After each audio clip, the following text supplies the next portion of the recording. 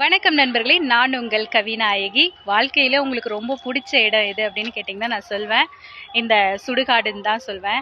ஏன்னா இங்கே தான் வந்து போட்டிகள் கிடையாது, பொறாமைகள் கிடையாது. நீ வந்து வளர்ச்சி அடைந்தா உன்னை பார்த்து பொறாமப்பட இங்கே ஆள்கள் கிடையாது. நீ நல்லா வாழ்ந்தா ஐயோ நீ வாழ்றியேன்னு சொல்லி உன்னை பார்த்து வைத்தறிச்சல் படுறதும் கிடையாது. இங்கே எல்லாருமே வந்து பார்த்திங்கன்னா அமைதியாக எவ்வளோ அமைதியாக இருக்காங்க பாருங்கள். இவங்களுக்கு அந்த போட்டி பொறாமைலாம் கிடையாது.